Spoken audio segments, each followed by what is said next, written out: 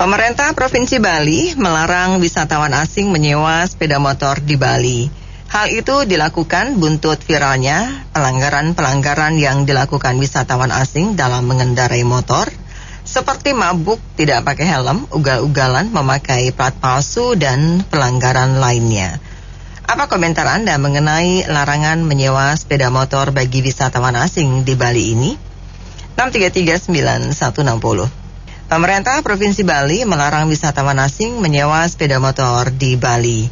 Hal itu dilakukan buntut viralnya pelanggaran-pelanggaran yang dilakukan wisatawan asing dalam mengendarai motor, seperti mabuk, tidak pakai helm, ugal-ugalan, memakai plat palsu, dan pelanggaran lainnya.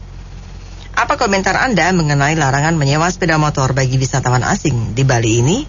6339160. Orang asing bisa melecehkan petugas kita dengan pakaian yang digaji rakyatnya tanpa hak. Malu-malu mereka semua atribut nomor-nomor polisi apa diganti dan semaunya mereka saja. Coba kalau kita orang pribumi, orang awam, langsung mereka, waduh, gagak beraninya. Kembali lagi, itulah ketegasan dari aparat kita itu tidak ada. Jadi semaunya saja mereka orang asing itu menganggap tidak ada siapa-siapa, tidak ada yang mengatur.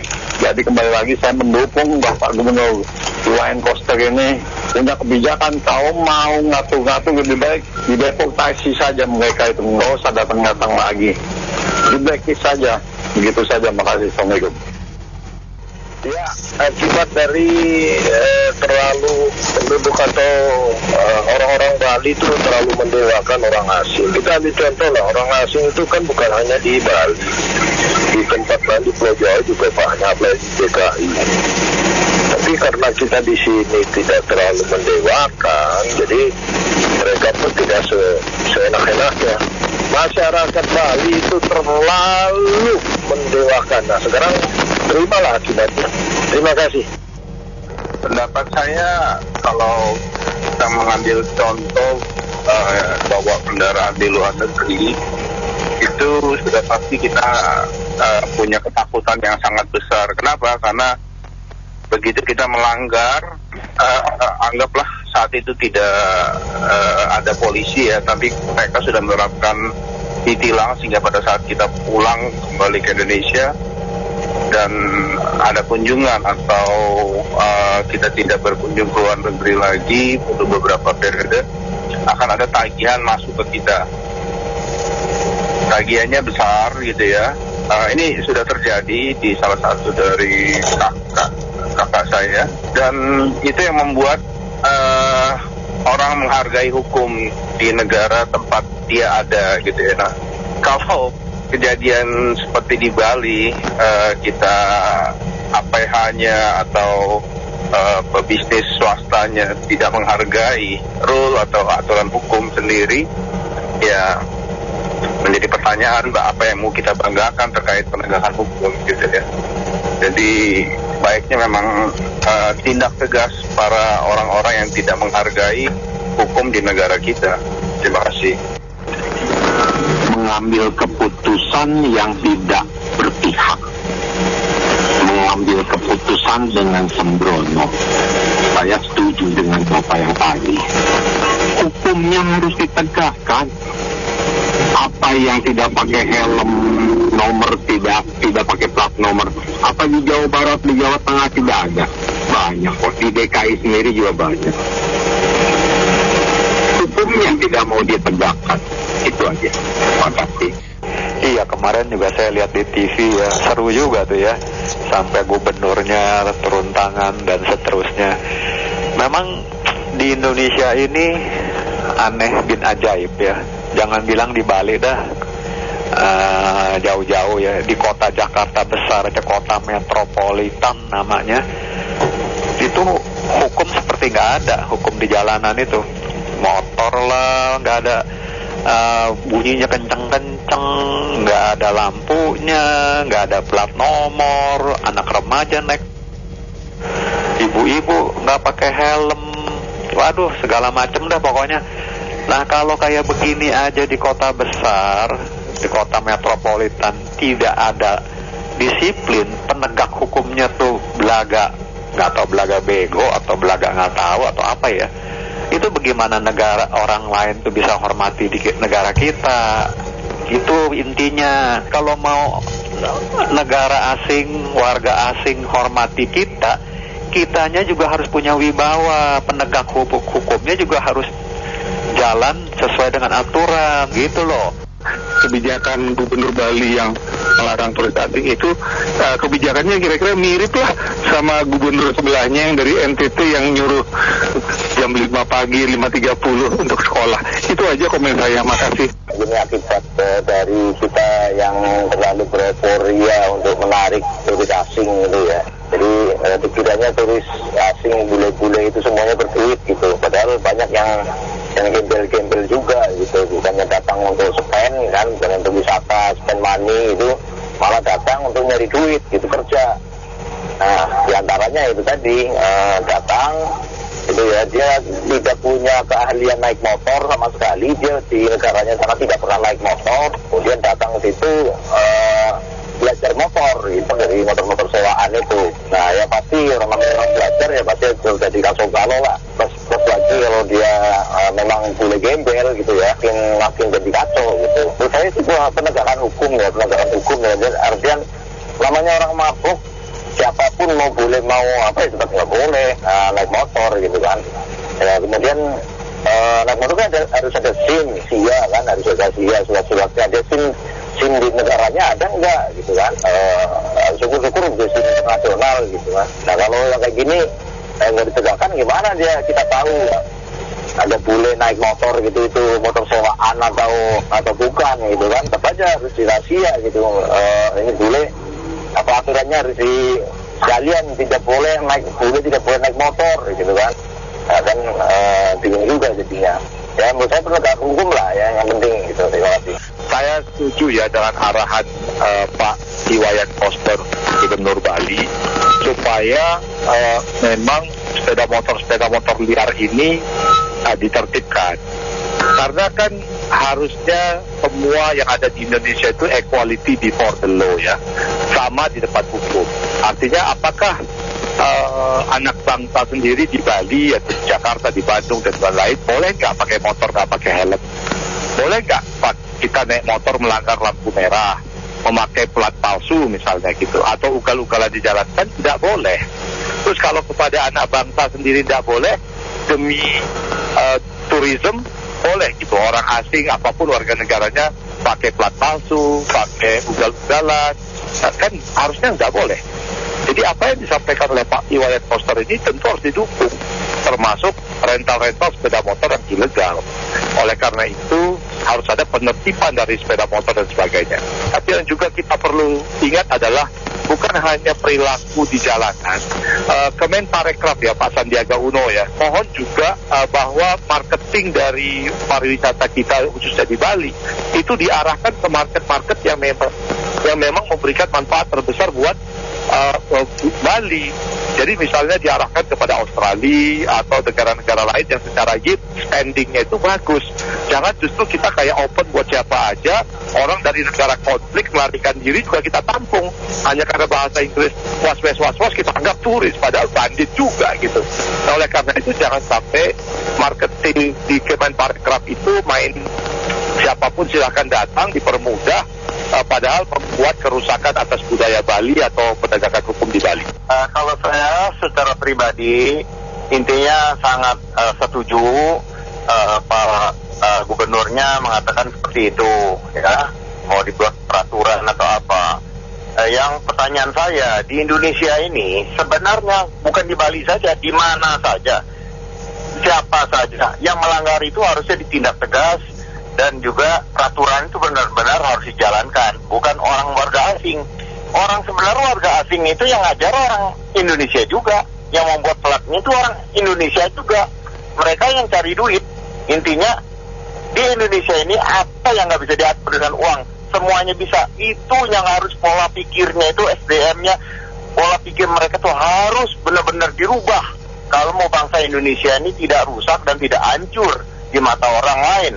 Kita bangsa Indonesia ini sebenarnya nggak usah takut nanti katanya motor nanti bisa tidak laku, disewa segala macam, usahanya jadi bangkrut. Nggak usah dipikirin, buktinya di Cina sana orang luar bisa loh datang ke negara Cina itu dibikin macam-macam turis ya nggak bisa. Coba aja kalau bisa ke Singapura, ke Malaysia, bisa nggak seperti begitu? Hanya di Indonesia yang bisa diatur semuanya. Inilah saya, bangsa Indonesia, saya prihatin melihat orang Indonesia ini pola pikirnya duit, asal akal-akalan. Yang rusak nanti bangsa kita ini semua, kita yang memikul rusaknya ke depannya. Peraturan yang benar, hukumnya yang benar, jangan diperjualbelikan. Orang yang melanggar tindak dong. Gak usah takut, Indonesia ini pasti datang orang. Gak usah takut mati, yang benar aja gitu bikin aturannya. Menurut saya solusi yang perlu ditempuh oleh Pemprov Bali bukan dengan melarang orang asing untuk sewa motor, tetapi law enforcement-nya yang dijalankan. Artinya siapapun di wilayah manapun, orang kalau mabuk naik motor kan nggak boleh, naik motor tanpa SIM, tanpa helm juga nggak boleh.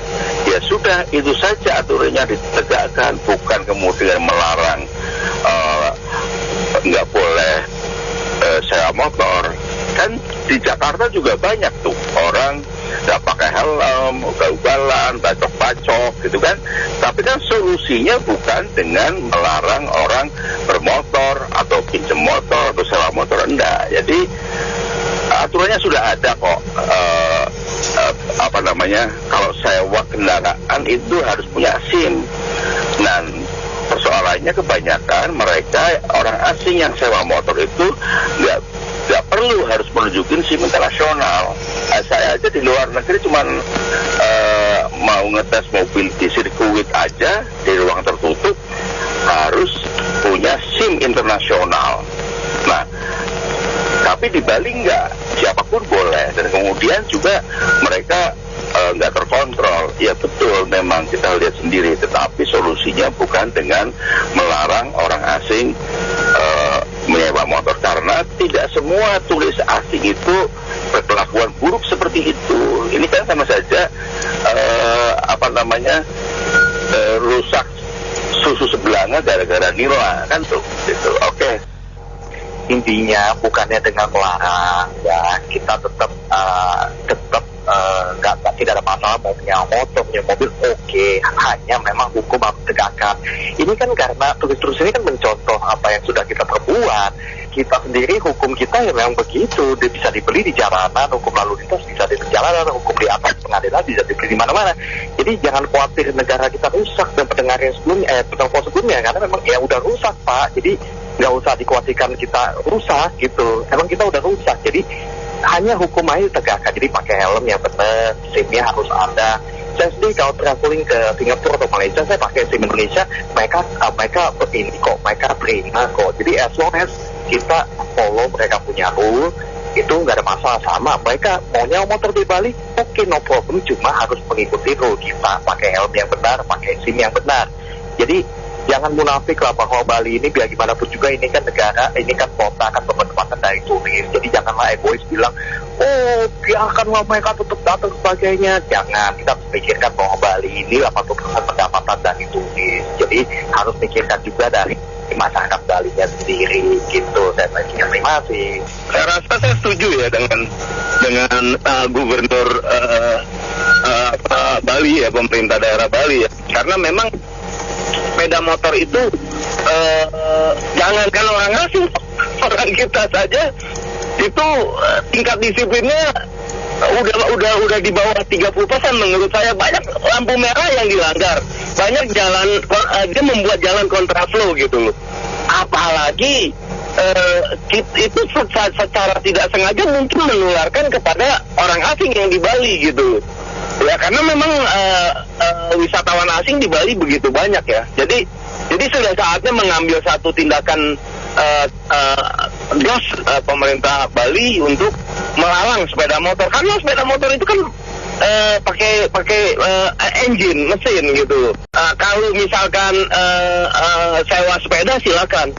Uang anak saya aja di Jerman naik sepeda aja ditilang di tempat pedestrian tertentu gitu, harus dituntun gitu loh. Nah, boleh nyewa pakai motor tapi dituntun, tapi kan nggak benar gitu loh. Jadi benar, bahkan saya dengar beritanya lewat travel agent. Kalau mau pergi warawiri gitu, atau dibonceng sama travel agent itu, dia tidak boleh mengendarai sepeda motor gitu. Menurut saya seperti itu, Bu Aja. Makasih. Ya, saya sangat setuju dengan pendapat Bapak yang tadi sebelum itu. Memang dia kan orang asing, pelayang pariwisata. Dia tidak boleh mengendarai kendaraan sendiri tanpa didampingi oleh orang lain. Anggap saja dia kan tamu. Kalau tamu mau masuk di rumah orang atau mau jalan di daerah orang, harus ada yang kawal. Gitu, tidak boleh kendaraan. Dia kan nggak punya kendaraan sendiri. Belum tentu dia punya SIM. SIM kan hanya berlaku untuk di kalangan kita. Belum tentu punya SNK, kendaraan dan lain-lain. Itu tidak boleh. Ya, apa yang dilakukan oleh pemerintah daerah itu, saya rasa itu sudah tepat. Harus tegas, itu. Benar sekali dari pemerintah Bali itu. Namun juga perlu dikaji juga. Penegakan hukum yang ada memang harusnya juga lebih ditegakkan. Dalam arti kalau penegakan hukum ditegakkan, mereka juga mungkin dan pastinya mereka akan mengikuti aturan-aturan yang ada. Demikianlah.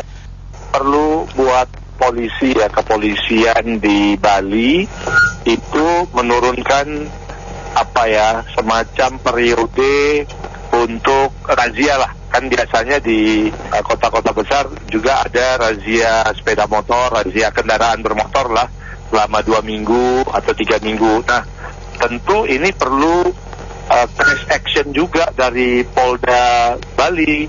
Barangkali di seluruh kota besar Bali, Denpasar dan seterusnya itu digelar selama 1 bulan penuh untuk razia di jalanan dalam rangka penertiban, kalau perlu penangkapan ya kalau pelanggar hukumnya berat. Tapi kalau sudah seperti ini Pak Wayan Koster Gubernur menyampaikan udah jadi perhatian masyarakat, tapi Polda Bali khususnya bagian lalu lintasnya, dirlantasnya adem ayem aja, nggak ada perencanaan razia kendaraan bermotor. Kok sepertinya direktur lalu lintasnya, dirlantasnya ada inisiatif nggak sih bergerak dengan kejadian ini gitu? Dirlantas Polda Bali. Terima kasih. Saya heran saja, kok bisa sih keluar wacana pemikiran seperti itu? Bukankah mau wisatawan asing, mau wisatawan lokal, kalau mabuk-mabukan, kalau ugal-ugalan, kalau melanggar lalu lintas, ada hukum loh untuk menindaklanjutinya. Jadi tidak perlu secara spesifik seperti itu. Jika terjadi cukup banyak mengganggu, maka itu pertanyaannya adalah apa kerja aparatnya, kemana saja aparatnya, jangan tidur, jangan wisatanya, iklim wisatanya yang diganggu. Apalagi saya lihat itu sampai disebut-sebut lagi warga negara Rusia, Ukraina dan sebagainya. Aduh, itu tidak bagus lah untuk image pariwisata. Hendaklah lebih bijak. Bila mana di lumbung padi ada tikus, jangan lumbung padinya yang dibakar. Kasianlah rakyat-rakyat kecil yang berusaha di bidang itu. Ya, tolong punya empati lah. Tolonglah kalau jadi pejabat itu lebih bijak lah gitu. Terima kasih. Menurut saya kebijakan Pemprov Bali agak lebay ya, berlebihan. Benar kata tadi Bapak yang bilang sebelumnya, bahwa kalau ada orang mau pinjam kendaraan itu kan ada ketentuannya, dia harus punya SIM. Saya aja kalau keluar negeri pinjam mobil harus punya SIM internasional. Nah, jadi syarat-syarat ketentuan untuk berkendara itu dipatuhi.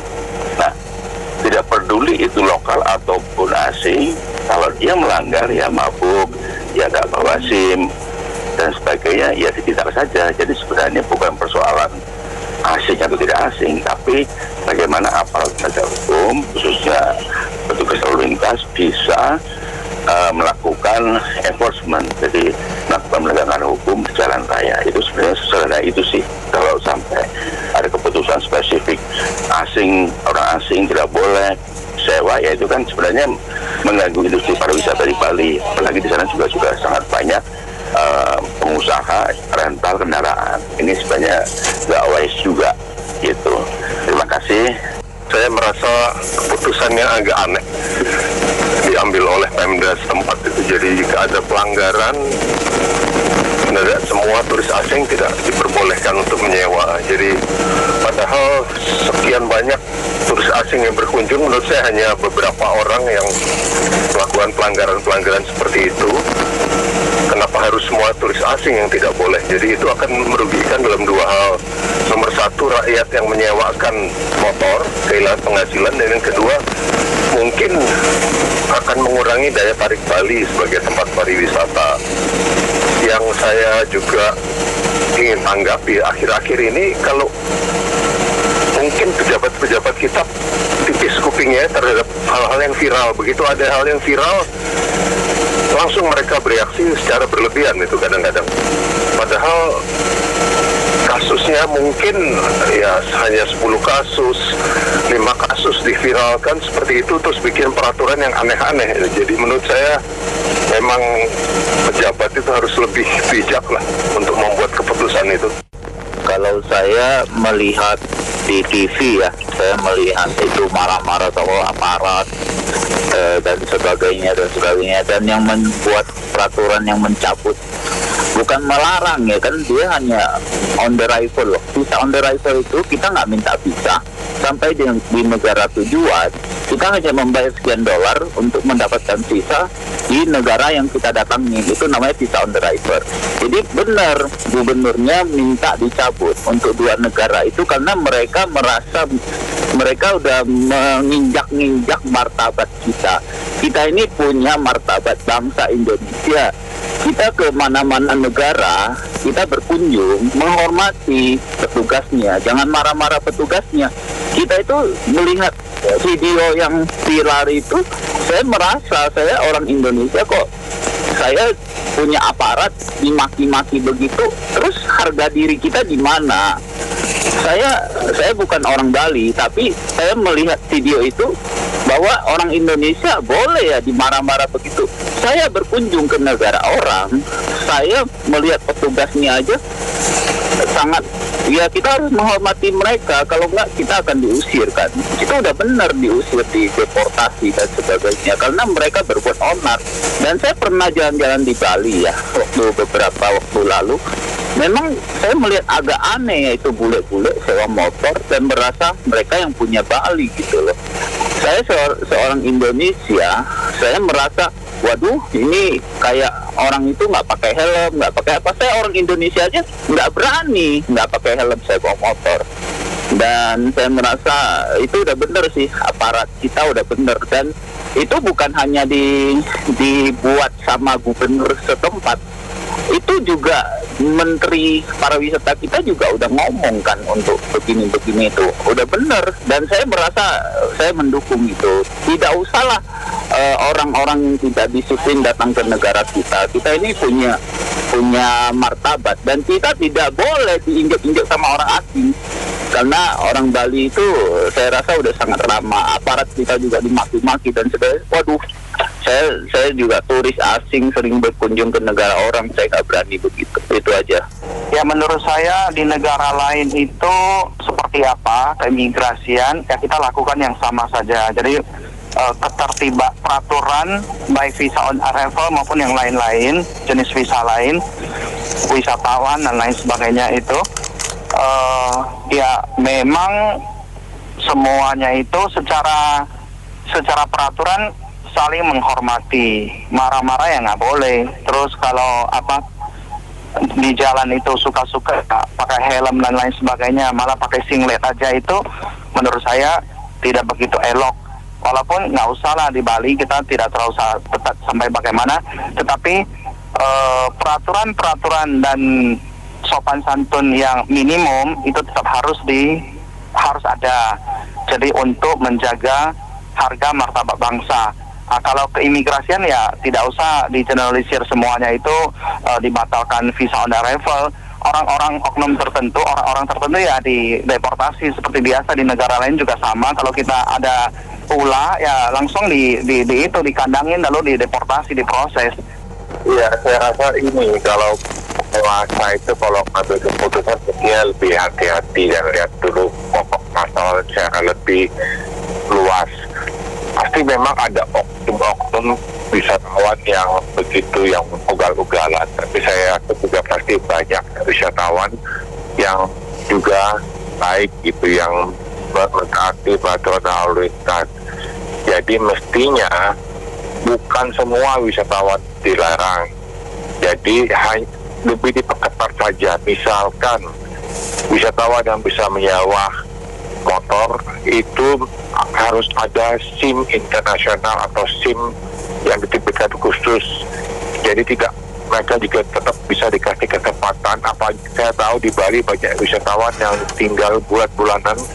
Jadi mereka karena sistem transportasi di Bali juga belum terlalu baik, belum terlalu mencapai pelosok-pelosok. Jadi takutnya larangan ini adalah counterproduktif dan tidak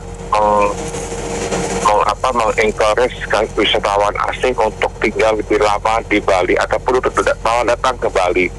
Jadi sebaiknya peraturan itu tetap dibikin yang jelas dan tidak melarang semuanya. Terima kasih. Hukum kita tuh yang harus jelas saja, tegas gitu. Contohnya seperti di Singapura, kenapa orang-orang kita dan orang-orang luar negeri pada ke Singapura bisa tertib patuh hukumnya, tapi ketika mereka sudah balik lagi ke Batam atau orang Singapura ke Batam malah jadi nggak tertib. Itu contoh yang paling baik. Kuncinya adalah di hukumnya harus tegas. Ya ini karena aparat polisi kita ini sangat tidak berwibawa saat ini, sehingga ya jadi kacau begitu kasus di Bali. Yang penting hukumnya jelas. Saya lebih cenderung untuk menyarankan aturannya yang diperjelas, kemudian ada sosialisasi gitu ya, karena di sana itu kan pariwisata itu sumber penghasilan utama dan kebanyakan dari mancanegara. Kalau tiba-tiba dan kemudian langsung itu mengganggu aktivitas pariwisata, dikhawatirkan nanti akan mengganggu perekonomian. Jadi mungkin itu ya, sosialisasi, aturannya diperjelas, kemudian dilakukan secara bertahap. Terima kasih. Masa baru kejadian beberapa langsung di stop sewa itu kan perekonomian bisa putus itu. Dia buat sewa itu cukup tinggi itu di Bali. Sebaiknya ya ini aja sosialisasi terkait ketentuan aja ke turis-turis bagi brosur-brosur, nggak boleh ini. Itu aja sih, terima kasih. Ya, menurut saya diregulir ulang lagi ya, karena bisa saja mamanya nggak boleh motor, tidak. Sebetulnya sudah ada Gojek lah gitu ya kan, ojek online dan lain-lain sebenarnya udah bisa dilakukan itu. Tinggal masalah peraturannya aja yang mengharuskan mereka menggunakan motor yang mempunyai drivernya lah gitu aja. Itu satu ya kan. Kedua, mereka kalau punya peraturan yang nggak jelas juga sekarang juga banyak juga motor-motor yang boleh dibilang motor-motor dari baterai gitu aja ya, tenaga baterai yang nggak perlu pakai plat nomor, nggak perlu pakai, itu juga merupakan alternatif gitu aja dengan melalui aplikasi dan lain-lain. Menurut saya sih akan lebih cenderung ke regulasi sama trickle efeknya seperti apa gitu aja, selain masalah ekonomi dan lain-lain. Kalau menurut saya ekonomi mungkin akan terlalu minor gitu aja, karena masih banyak turunan-turunan alternatif solusi lain yang menurut saya perlu dicari gitu aja. Menurut saya sih aturannya mungkin belum ada atau gimana ya, soalnya kan mereka kan bukan warga negara Indonesia, nggak tahu harus punya SIM atau enggak, dan kalau misalnya dikenakan ditarik motornya itu kan bukan motor mereka juga gitu loh. Jadi mungkin sementara waktu sebelum peraturan ada ya dilarang dulu. Oke, Mas. Kalau kata pepatah, kalau misalnya mau nangkep tikus nggak usah bakar rumah. Itu cukup yang ditindak yang ugal-ugalnya aja, kan masih banyak yang tertib. Kenapa yang tertib jadi ikut korban sama yang ugal-ugalan? Yang tertib sama yang Selama yang tidak tertib kan tentu banyakkan yang tidak tertib. Kalau usah dikorbanin yang tidak yang mereka baik-baik tertib dan lain sebagainya. Jadi nggak usah digeneralisir gara-gara kesalahan beberapa oknum, akhirnya semuanya jadi kena dampak. Kan begitu. Kalau menurut saya di Indonesia ini agak aneh. Kita kan sudah ada peraturan lalu lintas. Kalau yang melanggar ya ditindak tegas aja sesuai yang berlaku itu peraturan lalu lintas. Apa didenda, apa bagaimana, itu kan udah ada aturannya. Sesuaiin aja. Bukannya orangnya yang nggak boleh sewa motor atau motornya nggak boleh disewa atau bagaimana. Dia salah dong. Misalnya ada sesuatu kejadian, kita sesuaiin hukum. Jangan dibalik-balik. Kalau gitu kita buat hukum, peraturan buat apa kalau nggak ditegakkan. Jangan dicari balik lagi. Dibentangkan orang nggak boleh nyewa lah apa. Memang ada peraturan nggak boleh nyewa. Kan boleh nyewa. Kan itu kan merugikan perusahaan penyewa motor. Lebih baik ditindak tegas. Ya si bulenya lah yang dihukum, didenda sebagainya. Begitu ditegakkan peraturan. Bukannya itu kebalik-balik. Udah ada aturannya nggak ditegakkan, dicari cara lain yang pegangnya. Berapa kita Indonesia kalau begini terus-terusan? Ini kalau pejabat itu jangan diskriminasi seperti itu, jelek itu. Mestinya itu kemarin pemerintah Bali itu menyiapkan itu angkutan massal. Jadi kemana-mana itu mudah. Sepertinya kan pemerintah sekarang itu pemerintah daerah memang nggak mikir ke situ, nggak menyiapkan angkutan massal untuk umum. Dan jadi pada punya motor, punya mobil, jadi jalannya macet, udaranya jadi panas, apalagi pulaunya sempit gitu. Terima kasih. Ya, selamat siang. Iya, jadi memang betul juga itu yang Bapak pertama tadi. Kenapa kalau orang Indonesia ke Singapura itu kemudian menjadi patuh, menjadi disiplin di sana, menjadi ikut peraturan? Itu karena peraturan di sana ditegakkan betul itu.